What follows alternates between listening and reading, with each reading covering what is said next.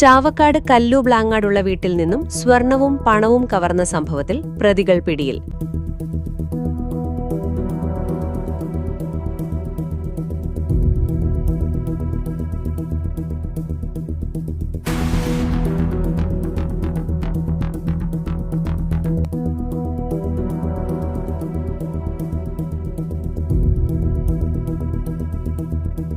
കർണാടക സ്വദേശികളായ പ്രസാദ്, ഫയാസ് അഹമ്മദ് എന്നിവരാണ് പിടിയിലായത്.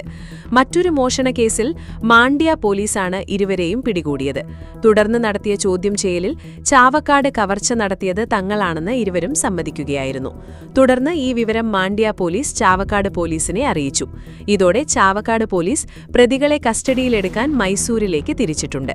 ഇക്കഴിഞ്ഞ ജൂലൈ 12-നാണ് കല്ലുബ്ലാങ്ങാട് പള്ളത്തുമനക്കൽ അബ്ദുൽ കരീമിന്റെ വീട്ടിൽ കവർച്ച നടന്നത്. അലമാര കുത്തി തുറന്ന മോഷ്ടാക്കൾ 5.5 പവൻ സ്വർണ്ണാഭരണങ്ങളും പണവും മോഷ്ടിച്ചിരുന്നു.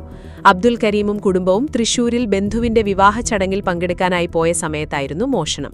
സംഭവ ദിവസം വൈകിട്ട് 4:30-ഓടെയാണ് അബ്ദുൽ കരീമും ഭാര്യയും മരുമകളും വിവാഹ ചടങ്ങിൽ പങ്കെടുക്കാനായി കാറിൽ പോയത്. പിന്നീട് രാത്രി 10 മണിയോടെ തിരിച്ചെത്തിയപ്പോഴാണ് മോഷണ വിവരമറിഞ്ഞത്. വീടിന്റെ മുകൾ നിലയിൽ പുറകിലെ ഗ്രില്ലിന്റെ പൂട്ട് തകർത്ത മോഷ്ടാവ് അകത്തെ മരവാതിൽ കുത്തി തുറന്ന് താഴത്തെ നിലയിലേക്ക് പ്രവേശിക്കുകയായിരുന്നു. ഇവിടെ മുറിയിലെ അലമാര കുത്തി തുറന്ന ശേഷമാണ് സ്വർണവും പണവും കവർന്നത്. മോഷണത്തിൽ CCTV ദൃശ്യം കേന്ദ്രീകരിച്ച് ചാവക്കാട് പോലീസ് അന്വേഷണം നടത്തിവരുന്നതിനിടയിലാണ് ഇരുവരും മാണ്ഡ്യ പോലീസിന്റെ പിടിയിലായത്. സ്വർണം പണയം വെക്കുന്നതിന് താങ്കൾ എന്തിന് അധിക പലിശ നൽകണം? 1 രൂപ മുതൽ പ്രതിമാസ പലിശ നിരക്കുകൾ ഡെയിലി, വീക്ക്ലി, മന്ത്ലി ലോൺ അടയ്ക്കാവുന്നതാണ്. കൂടിയ പലിശ നിരക്കിലുള്ള പണയങ്ങൾ കുറഞ്ഞ പലിശ നിരക്കിലേക്ക് മാറ്റിവെക്കുന്നതിനുള്ള സൗകര്യം.